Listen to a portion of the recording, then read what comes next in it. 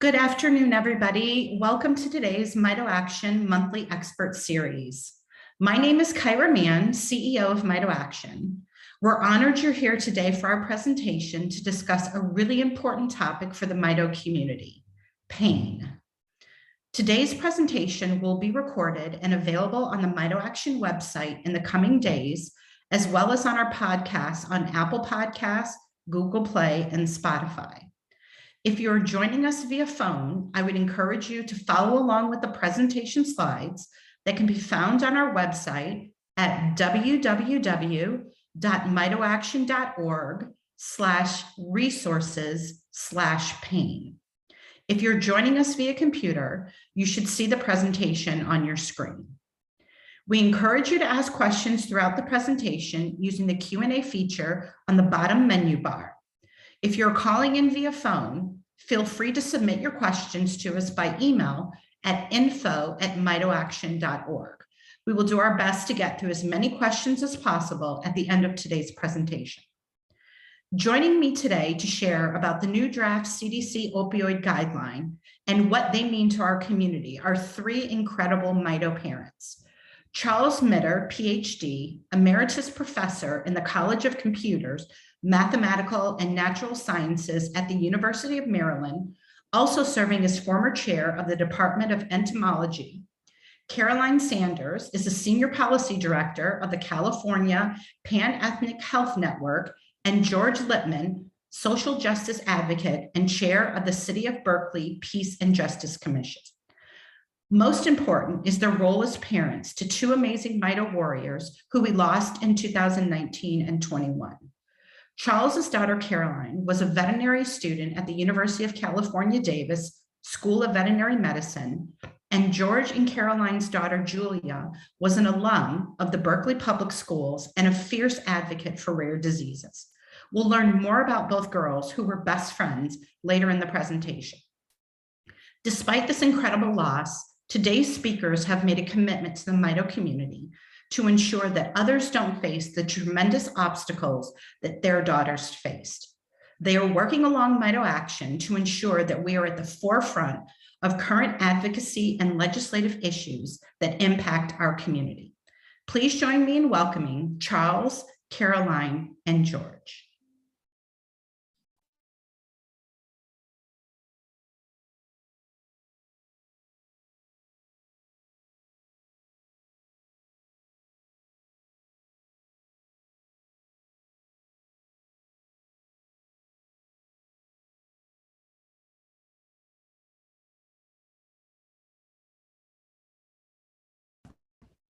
Thank you, Kyra. Should I begin? Yes, go ahead. All right, thank you. Hi, everybody. So glad to meet you all. We are two families who met through our young adult daughters who suffered for years from mitochondrial disease. Our kids lived parallel experiences, leaving us just in the last couple of years. You'll see Carrie and my daughter, Julia, on the left, and Caroline, Charlie's daughter, on the right with the cat. Julia and Caroline are our heroines. They both fought bravely for 6 years through a disease that had no cure and no effective treatment. This is a tragedy that we must bear, and we four have bonded closely to support each other in this loss where there is no one to blame. However, we feel strongly that much of the medical system failed them in its inability or refusal to provide as much comfort as possible during their progressive decline. Both young women were brilliant, both looking forward to medical careers and heavily engaged in fighting for their own health. But they faced external obstacles that they could not overcome. Both suffered from extreme physical pain that alternative therapies could not treat sufficiently. Their extreme GI failure meant that they could not eat or drink at all, even with tube feeding, without unbearable pain and nausea. Both found after experimentation that only the opioid Dilaudid could give enough pain relief to allow them to function at all. In 2018, about 3 years into her illness, Julia finally found a palliative pain practice that allowed her to take Dilaudid intravenously. This practice at a prominent university hospital recognized that she had a legitimate need for narcotic treatment to ensure her a reasonable quality of life. For over a year, Julia was able to focus on fighting her disease, mentoring, and speaking to other young people about their own health problems. But in 2019, influenced by the new restrictive CDC guideline, her palliative care doctors, in line with other providers nationally, began a forced tapering process with the end goal of eliminating all of her pain medication. In that same year and in the same hospital, Caroline's doctors also began a forced taper, claiming falsely that Dilaudid was not helping her. This taper was over the family's strenuous objections. Thereafter, Caroline's pain level increased, she declined rapidly, and she died of sepsis in September 2019. She received her posthumous doctorate of veterinary medicine in 2020. Also in 2020, faced with repeated episodes of septic blood infection, continued deterioration, and lack of any other options for pain relief, Julia entered home hospice. The hospice was a better setting for her, as it is based in comfort care and on the recognition that the patient is in a terminal phase. But even in hospice, there was some pressure to reduce her pain relief. And there was resistance, especially during the pandemic, to allow Julia to treat her sepsis, even though treatment of infection is supposed to be considered comfort care and therefore allowed in the hospice process. We believe that the denial of compassionate care, especially pain relief, was a denial of the hard-won medical principle of patient-centered care.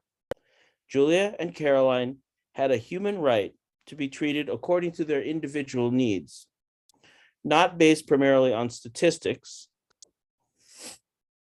on the limited understanding that doctors have of rare diseases, nor on guidelines from Washington, D.C., nor on the rules of for-profit insurance companies or hospitals, and definitely not on the special interests of pharmaceutical companies that profit from the CDC guidelines.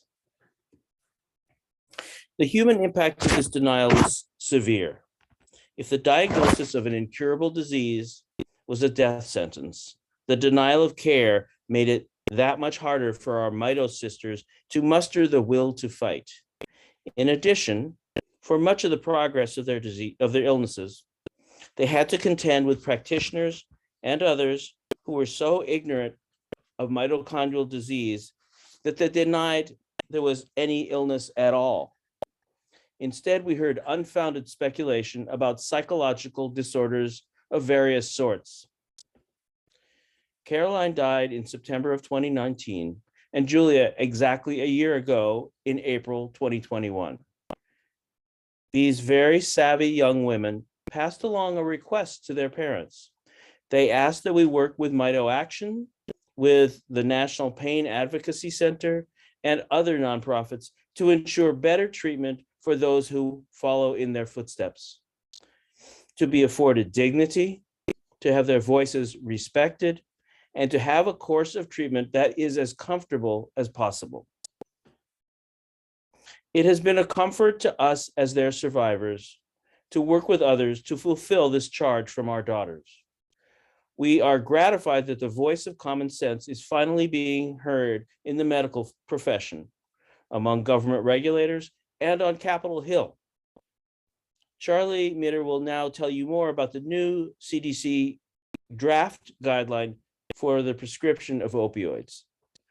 But I want to end by saying this. I know each of you has your own family story that is unique.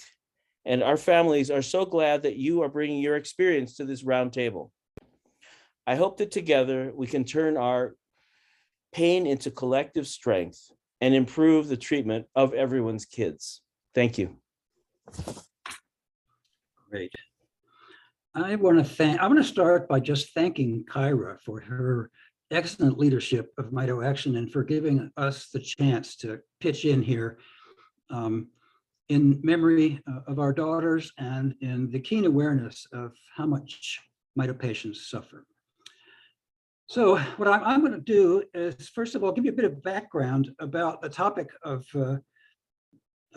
chronic pain so that we can better understand the importance of our getting involved in this issue. And then I'll talk in more detail about the CDC guideline on prescribing opioids for chronic pain and the problems it has created for us. And then finally, we'll talk about the promising revision of that guideline and why it is so important that we advocate for its adoption. So next slide, please. How big of a deal is chronic pain? It turns out to be pretty big a deal. Chronic pain is the leading cause of disability in the US and elsewhere. And about 20% of US adults have reported chronic pain, and 7% have reported chronic pain so bad that it strongly limits their life or work activities. And then if you look more specifically at Mito patients, it turns out historically, pain has not been considered one of the core symptoms of mitochondrial disease, and it's only recently being studied by scientists. And so far, it turns out, not surprisingly, that basically all adult Mito patients experience pain, and 2/3 of them experience chronic pain, and the average impact of that pain has been estimated to be equivalent to that of chronic back pain, which for many people rules their lives. It's likely that more than 35,000 adult Mito patients in the US and 10,000 Mito kids are living right now with chronic pain.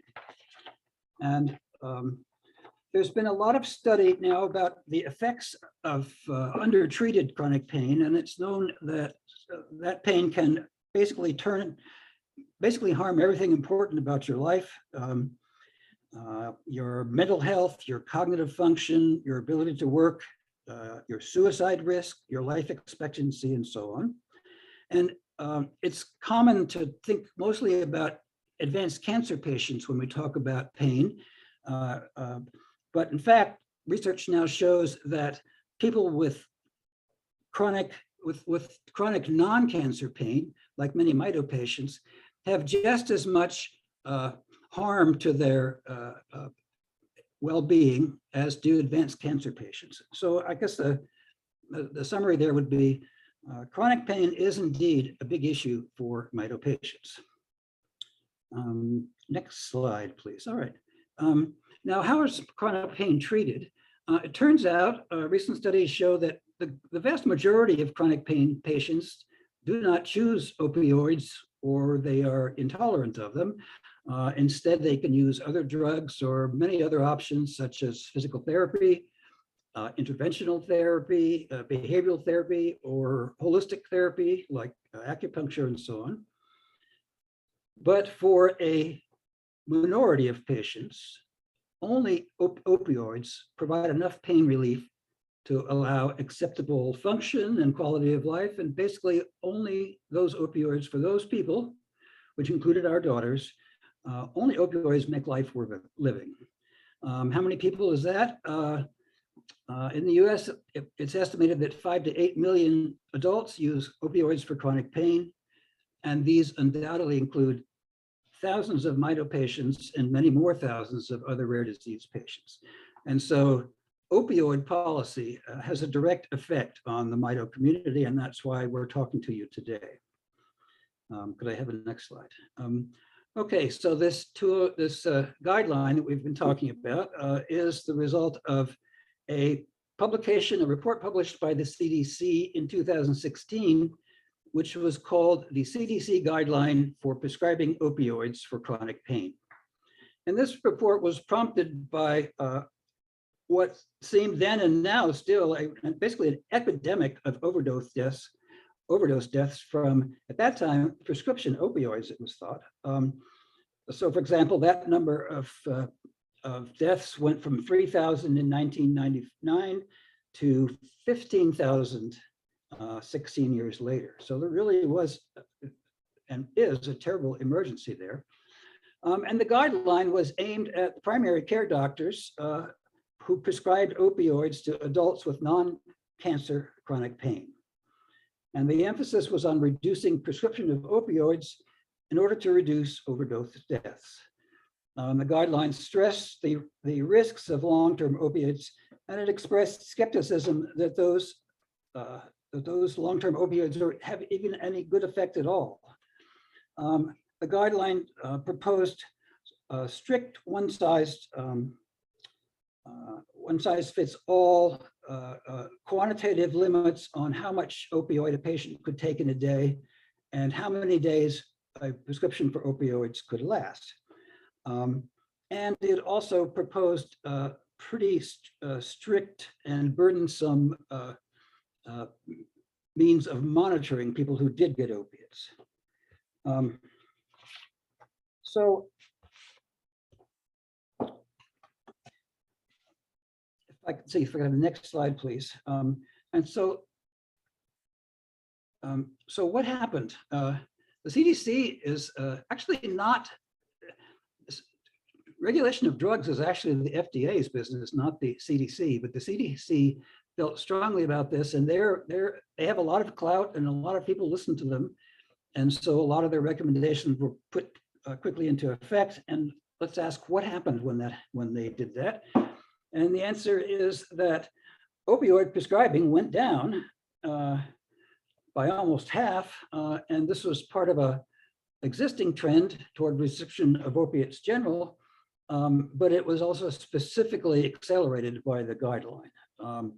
The US opioid prescription rate peaked in 2012 and then has declined every year since. And so now it is at record lows. So opioid prescriptions is way down. One might expect overdose deaths would also be way down, but that's the opposite of what has happened. In fact, the total number of opioid deaths from prescription opioids has leveled off and maybe even decreased a bit. But the total number of deaths from opioids has been going up drastically. And just, for example, it doubled between 2015 and 2021. And in that latter year, the number of opioid deaths in the US was over 100,000. But the great majority of those opioid deaths now involve fentanyl and other street drugs, including mostly illegal, and they do not include drugs prescribed to the patient that died. I don't know how many overdose deaths the guidelines might have prevented, but you can confidently say that that number is overwhelmed by the larger social dynamic of people turning to fentanyl and other illegal drugs. So next slide, please. One thing one can say definitely about what the guideline did, however, is that it made life much harder for people with chronic pain. And what happened was, I think, it was certainly unintended because the recommendations of the guideline were intended to be voluntary and to be separately judged by individual doctors. But instead, what happened was that the authorities who make the big money in prescribing drugs saw this as a way to get control of opioid prescribing. And so pharmacies and payers and providers, big insurance companies, and in many cases, state laws, use the recommendations to form very strict policies which have damaged countless lives. And I would say that the total cost to society is just still being tabulated. For many patients, it just became much harder and more expensive to get the drugs that they were being prescribed. But for many other patients, had their opioids cut off slowly or gradually. So many people who had been dependent on opioids for chronic pain relief didn't have it anymore. And this story has been told over and over again in the press. Those patients became desperate And some of them committed suicide, and others of them, many others of them, turned to the street to get pain relief drugs like fentanyl and other things which are far more dangerous. And I suspect that that many overdose deaths resulted from people being cut off from their opioids. And also in this, there was sort of a climate of hysteria about opioids, partly justified by the fact that opioid deaths were a major societal problem, but also just by the general bias against opioids, which any opioid patient can tell you about. They go in the hospital and anything that's wrong with you must be due to your opioids. In that climate, doctors became afraid of professional or legal damage if they prescribed opioids, if they made the slightest mistake. And so a lot of them just stopped prescribing. Many patients were abandoned. And it goes farther than that, is that it's hard now for patients who need opioids to get healthcare at all because doctors are very reluctant to take on a patient that needs them. A recent study showed that of primary care providers showed that 80% of them were either reluctant or completely unwilling to take on a new patient if that person is taking opioids. Next slide, please.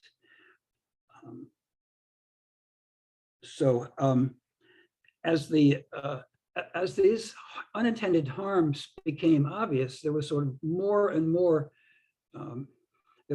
criticism and upset. People were writing letters to their congressmen. Many agencies, and including government agencies, and many healthcare authorities like the American Medical Association, started complaining and felt that said that the guidelines should either be revised or even eliminated entirely. So there was a very strong pressure building for the CDC to do something. And in 2019, the CDC itself published a clarification which reiterated that the intent of the guideline was for voluntary prescriptions, and they started a multi-year process to revise the guideline. And that was a very complex and controversial process that I won't recount here, but I can say happily that we now have a draft revision released for public comment, which goes a great way toward addressing the criticisms. And it is very good news indeed. Many of us have been very happy to see that, although I'll say in a minute it's not perfect. But let's look at some of the things that it did. First of all, the original guideline was basically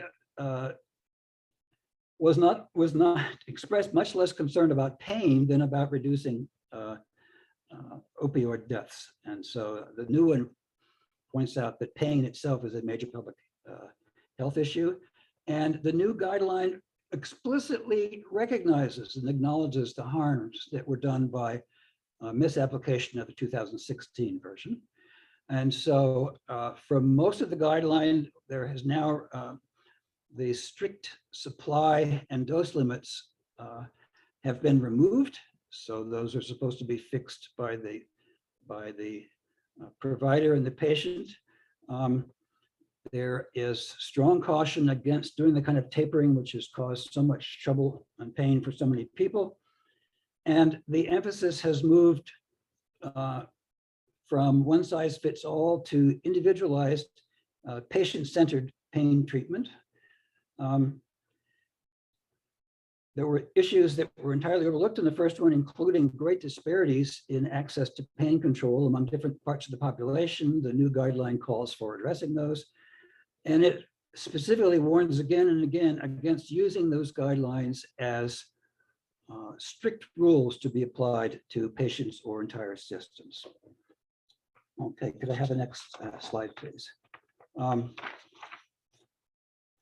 And so happily, I would say that this proposed revision has the potential to greatly improve the lives of millions of chronic patients. But we aren't there yet, and a number of things have to happen first, and I think this will be a multi-year effort that I hope Mito Action will remain involved in. First of all, the draft revision itself must be formally adopted by the CDC. And this is not a foregone conclusion because there are strong voices inside the CDC and elsewhere who thought the original guidelines were doing the right thing and they would like to keep doing it. So the CDC has given us a chance to comment on the revision, and one of the essential actions required to make this thing go through will be overwhelming support in the public comments. And Carrie's going to talk about how we can contribute to that effort. And I think you could safely say it, if we fail to adopt these new guidelines and leave the other ones in place, that would be disastrous. Second, the revised version does not, just adopting it doesn't mean that it's going to be put into practice. You know, your local doctor who's refusing to prescribe opioids is not going to instantly change their mind. There's going to be a huge effort required to undo the harms that were generated by the 2016 version. And the revision itself retains a lot of weird features from the previous version, which are still capable of causing harm, such as the new version is still very much biased against opioids in, for example, although it talks about multimodal treatment, basically the first decision to be made is opioids, yes or no, and they would urge you to not consider opiates except as a last resort. So there's a huge amount of stuff to be done still. You can find more, there's more detail on our website and the links there, and if you want to read about all those issues. What makes me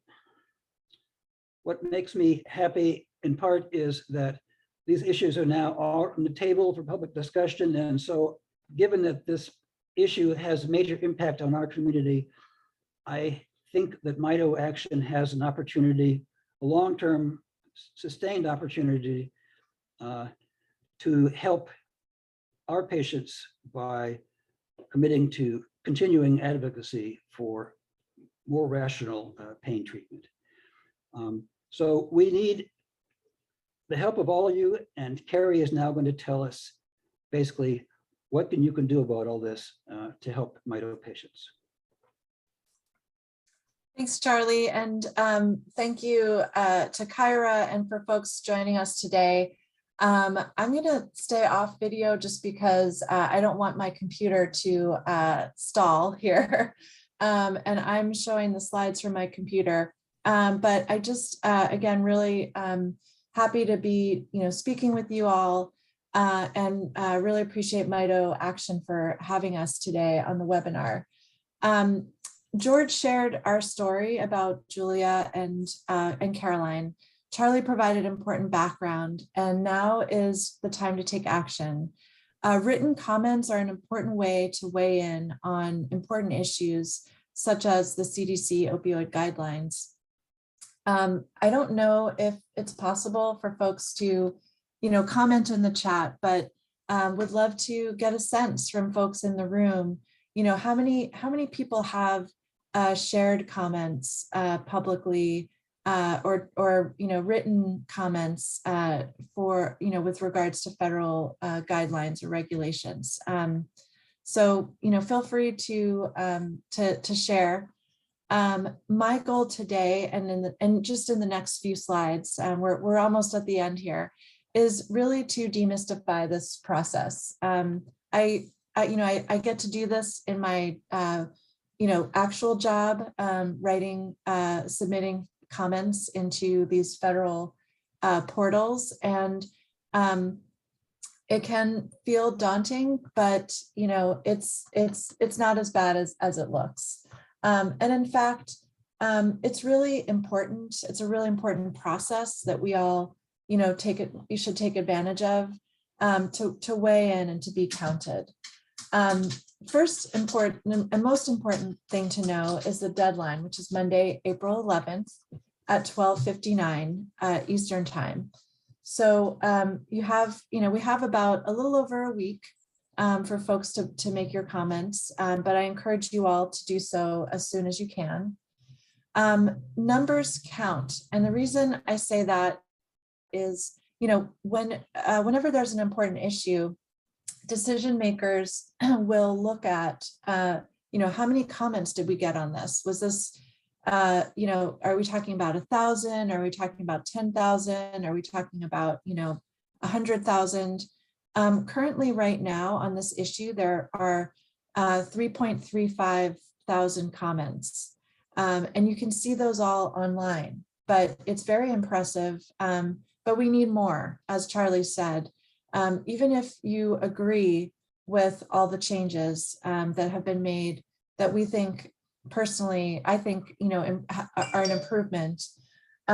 We know that these are not a done deal, that there are still forces that are, trying to convince leaders and policymakers that, we should go back to the way things were. So your comment, your individual comment counts. Each comment is considered a unique entry. And the CDC must read and consider every comment before they finalize their guidance. So another, really important, thing to remember is the number of comments, really do matter. I also want to just stress for this group and on this issue that comments submitted are submitted in the public record. And I say that because I think we all, maybe want to share our stories. And I also want folks to know that, if there's personal information, such as, the name of your doctor or your hospital, or things that, you maybe don't want for folks to be able to link back, you can always, leave out certain pieces of information while still sharing your story. And if you want, you can look online to see how others have done that if you want some examples. I encourage folks to be, upfront and honest, and, also want to protect patient, privacy and your family information. There's a couple ways to comment. First, you can comment online. You can also comment by mail. I highly recommend if you're comfortable with the internet and your computers to try to do it online.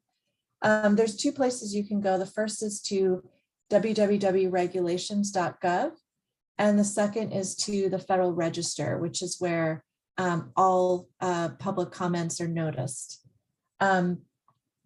Actually, if you click on either one of these two links that I have in the slide presentation, it should take you directly to the comment portal. However, if you are trying to figure it out, looking around, it's the docket ID number CDC-2022-0024. When you get there, you click on the comment now, and you can type your comments into the comment box or upload a document. Yeah, and so I will just, keep going here. If I can, I'd like to show you an example, but I don't want to break the slide presentation here. So some things to think about as you're writing your comments. You want to introduce yourself, your name, and generally where you live. This is important because representation matters. Your policymakers want to know, where you're from. And then we also, you'll also want to talk about what you like about the proposed guideline. What are the change, what are some of the changes that you feel are important, as well as what you don't like. What would you have preferred to see instead? Tell your story, including any harms that have occurred as a result of the 2016 guideline, and whether you feel this update will address them. And I included an example here. So we know now that the guidelines, the proposed guidelines would exempt palliative care doctors. So is that, perhaps that solves your pain problem, and maybe it doesn't. But make sure that you clarify how that particular change could help you or not, or where you think there might need to be further action.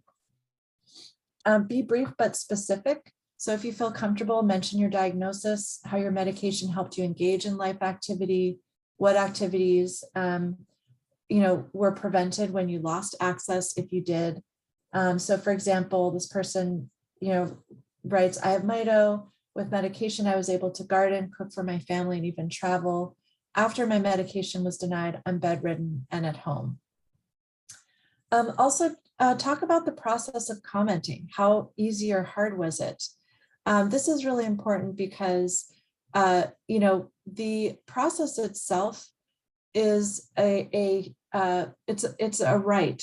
It should be a right that we all have to be able to provide input into decisions that government agencies and policymakers are making.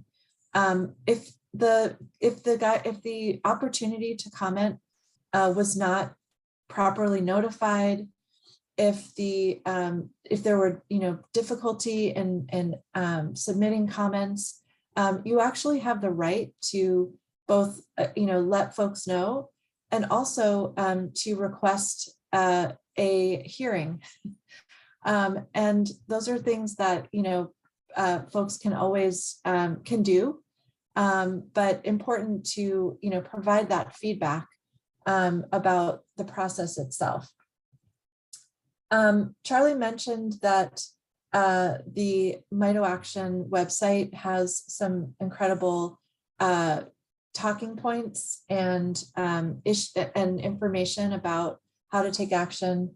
I also want to just mention that the National Pain Advocacy Center, or NPAC, is also leading the charge on this issue, and has some wonderful resources on their webpage. And in fact, many of the ones that I'm sharing with you today came from their page as well.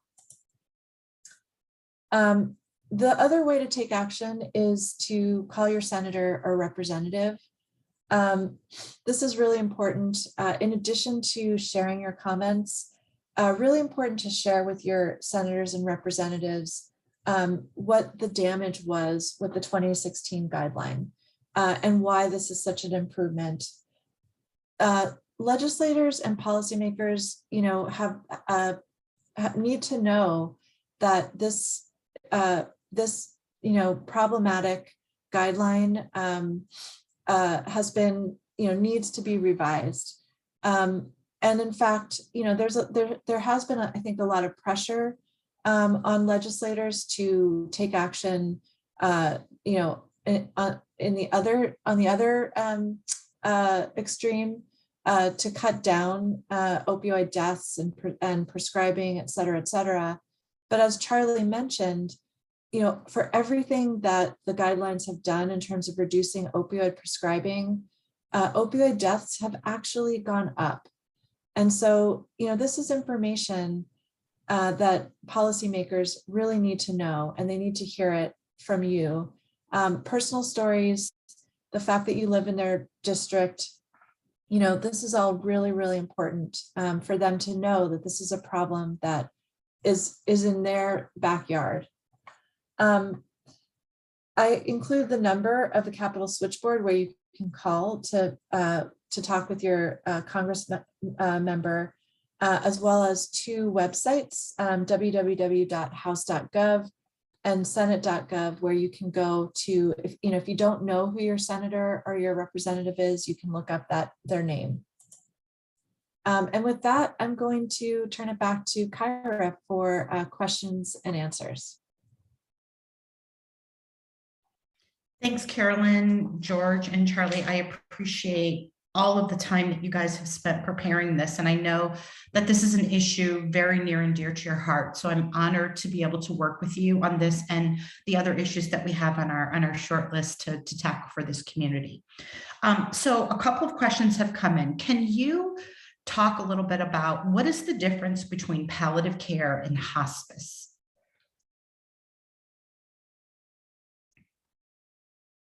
Any one of our speakers? It looks like Charlie wants to, so you just have to come off mute.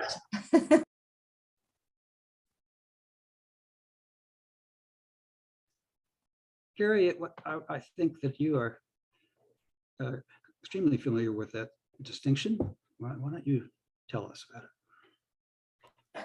I'll start us off. So palliative care is really, for folks who are, it's kind of like I would say sort of before hospice. Hospice, you are, you have a diagnosis of, you're terminal with about 6 months or less, to live. Palliative care is when you are essentially at a point in your illness where it's really about symptom control and kind of managing your symptoms. Perhaps, there's no, you've got your diagnosis, you are not seeking, major interventions, but rather you're really looking for, coping strategies to live with your illness and to have a good quality of life. Yeah, feel free to add, but that's how I would describe it. Yeah, thanks, Carolyn. And palliative care is something that you can go in and out of, right? It doesn't necessarily have to be a long-term situation, but it's a great option to, like you said, Carolyn, to manage those symptoms, to have a better quality of life. Can you speak to whether, and Charlie, this might be a question for you, do the guidelines impact both short and long-term use of opioids? Well, that's a very interesting question. This is one of the things that changed. The original guidelines were written specifically about long-term pain, and they didn't cover palliative care. The scope has been greatly broadened in this revision, and it basically treats, now it's sort of broadened to all aspects of pain in all aspects of treatment. And this is potentially great, but it also raises a lot more complications. And so I think the problem with, in my opinion, one of the great difficulties for patients who are really ill is that the definition of what is palliative care and hospice care in practice is quite muddled. My daughter died of mitochondrial disease less than a year after she was initially put on palliative care, but then they told her that she wasn't sick enough to be in palliative care because she wasn't going to die soon. And so that institution has a very different idea of what palliative care is. And so I think, I don't think you can, I think unfortunately this is sort of provider by provider. So as a parent going in, I wish I had understood this better. I wouldn't have bothered with their palliative care because they didn't do anything for her anyway. Did I take you off track? I'm sorry. Yeah, I think there's the struggle of the long-term care, like, because there's lots of definition for like sickle cell or cancer, these diseases where these diagnoses where there's excessive pain as the disease progresses, and there hasn't been much consideration taken for diagnoses like mitochondrial disease, where you're dealing with pain over a long period of time, and it can be excruciating. And so our entire community of rare disease diagnoses has kind of been left out in the cold. And if you don't fit in with cancer, then you don't qualify. It's as if your pain, it doesn't matter. And so I am happy to see that was taken into consideration with these new recommendations. And hopefully we can continue to push that and maybe even one day get mitochondrial disease named, right? Like cancer and some of these other larger diagnoses, because it matters. It really matters.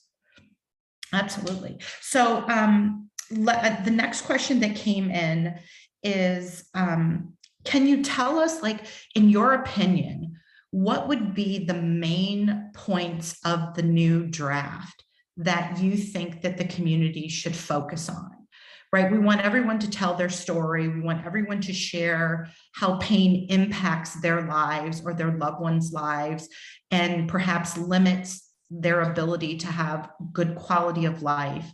But in your opinion, what would be the main topics of the draft that the Mito community can focus on in the letters and the comment letters? Well, I'll jump in. I think that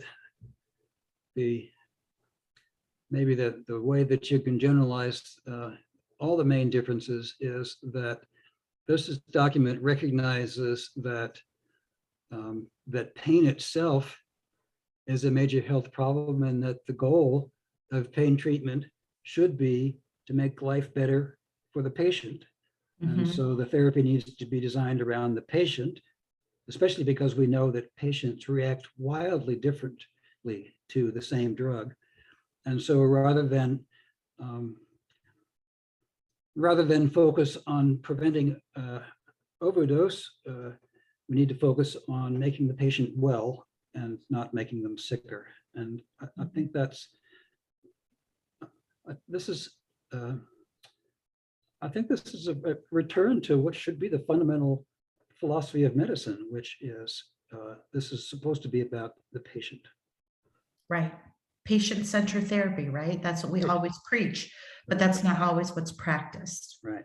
And Kyra, I would just add a couple things, because I think there's a lot to be, happy with in terms of the revised, comments. I think there was someone who was asking in the chat about, what are some of the issues that we should, raise. And I want to just include that there's a link in the slides to this, but if you go to the National Pain Advocacy Center, there's a sort of like a talking points piece about, some potential concerns that folks could raise or might want to raise. And so I just encourage folks to take a look at that and see, do any of these points resonate with you? And if so, feel free to raise them.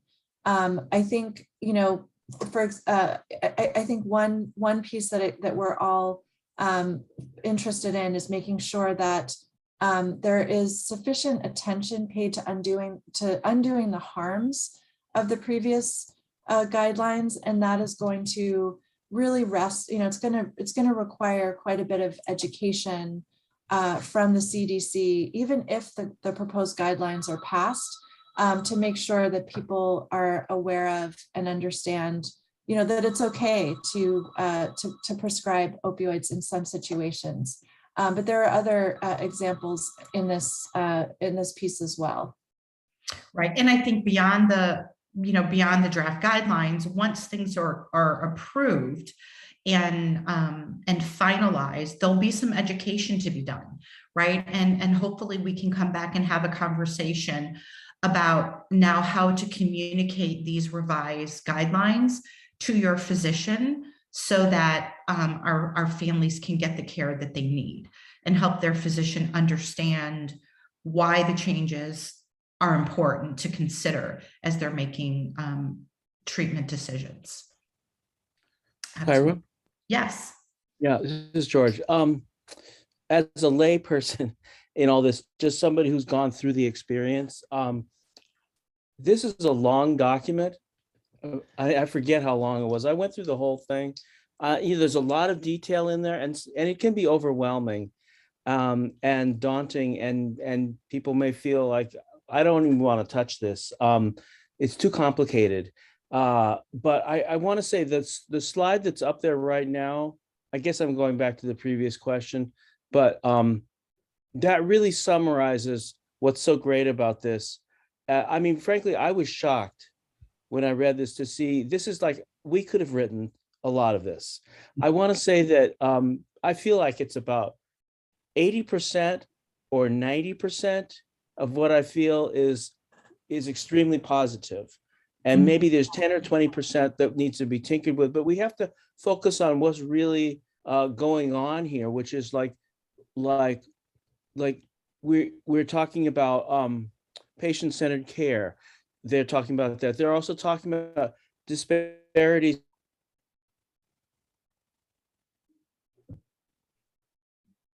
Oh, I think we lost you, George. Pain care. I couldn't believe just issue. And it's a gender. I don't know what the statistics are, but all the ones I know are female. That's who's suffering from rare diseases and not being taken care of. All the major issues that we had are mentioned in here. And I would just say, yeah, think about your own experience, browse through the primary document and see, wow, here's something that I really like. Let's try to make sure that this actually doesn't get excised out, that it remains in the final document. And then I would take note of the suggestions that Charlie and others have made about things that could be made stronger, but let's try to get this thing passed. And then we'll be part of a great success story for this year. Absolutely. So the National Pain Advocacy Center has graciously allowed us to share their content. And so there is a summary, right? It's over a 200-page document, and it is daunting. But there, if you go to the Mito Action website at www.mitoaction.org/advocacy/pain, there are a couple of tabs at the bottom of the page. You can dive into the full document if you choose. You can dive into just a summary, and that outlines all of the points that impact the rare disease community specifically. And then there are also sample letters and instructions and links with how you can submit your comments as well, right on the Mito Action, right through the Mito Action website. You can link live right through there. So we've tried to kind of package it all together nicely to make this as simple as possible, to give you as much information as you want to digest or as little as you want to jump into. But as we've talked about today, the importance of collective voice. And the more voices that we have, the more comments that we have, the greater impact that we can make as a community. And Mito Action will be submitting comments, and we're asking each member of the community individually to join us in doing that, because it really does make a difference. I can share with you today, I had a conversation about a therapy for fatty acid oxidation that is being approved, that's been approved here in the United States and was declined for approval in Canada. And Mito Action, pulled together a group of patients. We interviewed them. We shared their stories. We shared their perspectives. We submitted our own comment to the Canadian healthcare system about the importance of this therapy, and they reversed their decision. So our voice matters. It really makes a difference. And it's just exciting when we can step in and we can see the results of that. And we know that that will happen here in this situation. The other thing that I also want to encourage people is that, we've talked a lot about the things that we're concerned about, but it's also good to say we're really appreciative that that you've made these changes, and we're excited to see the changes. So we want to also acknowledge the positive things that have come out of this recommendation as well, because that is appreciated, right? Nobody wants to get beat up about everything that's wrong. They want to hear what they've done right. So I would encourage you to give both sides of the story. One other question that came in: can we talk about, the CDC is a regulatory body, right? And we said the FDA typically manages drug therapy, they approve it, they manage it. But in this situation, this is a regulatory body that is issuing these recommendations. Can you share a little bit, and Carolyn, this might be a better question for you. Why is it important, in addition to sharing our voice with this regulatory body who's managing these recommendations, why is it also important for us to share our perspective and our stories with our legislators as well?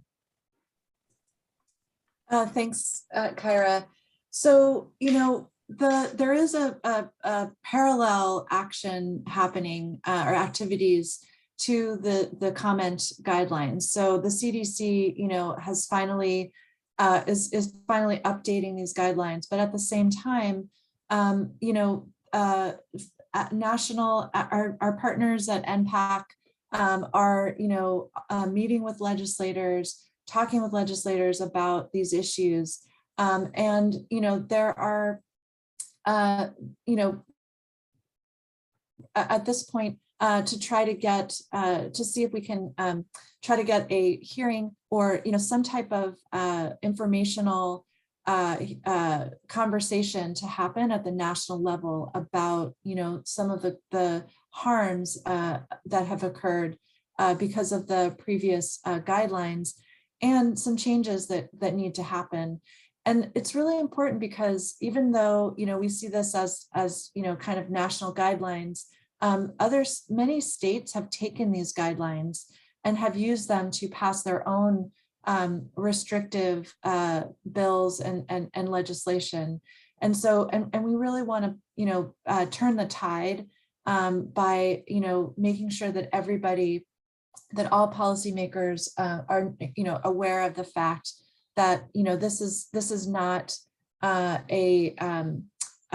you know, this is not the direction that we want to, the old guidelines are not how we want to see things unrolling, but actually, you know, we want a more nuanced and balanced approach, like the 2022 proposed guidelines are suggesting. And Kyra, can I take just 1 minute to show just Adam really quickly? I think there was a comment about commenting. Okay. So I noticed that someone had commented about, you know, trying to make a comment. So I just wanted to kind of walk through this with folks. This is the regulations.gov website. If you go down to the bottom here, this is the proposed 2022 CDC clinical guidelines. Click on that.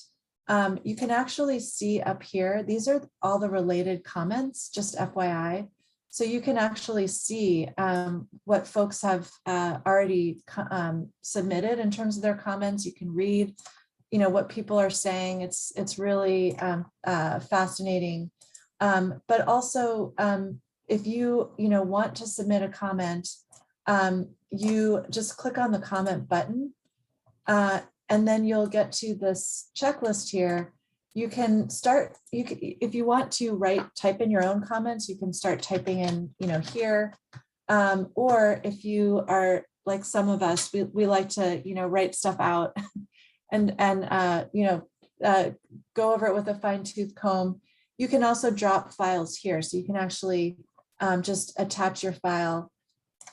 They'll ask you if you want to get an email confirmation. You can say yes. They'd like to know, you know, who you are. If you're an individual, you're commenting on an organization.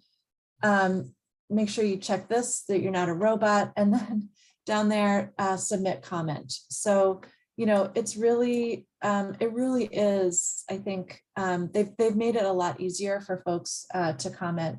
But I hope this helps, Adam, in answering your question. I realize, you know, again, really want to demystify this process, and I hope that this is helpful.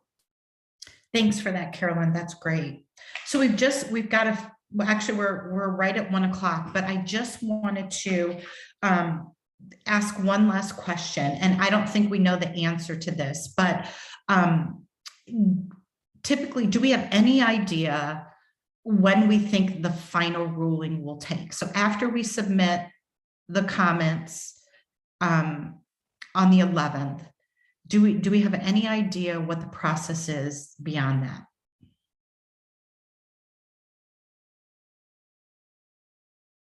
Oh, you're muted. You're on mute, Charlie.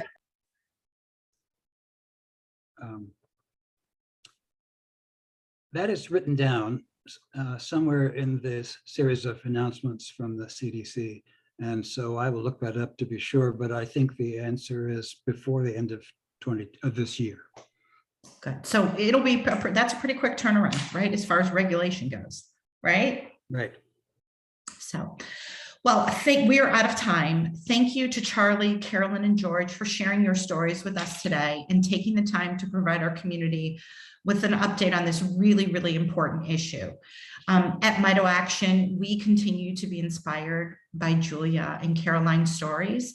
And I made a promise to the three of you that I was in this with you, and that we're going to continue to work on their behalf to ensure that other families don't face the challenges, as I said in my opening, that these girls faced. And we're gonna make sure that as a community we do better. So I have made that commitment to the three of you, and we are in this for the long haul. So as we've discussed, it takes all of us raising our voices, ensuring that the challenges that our community faces are taken into consideration, and that as a community, we are heard.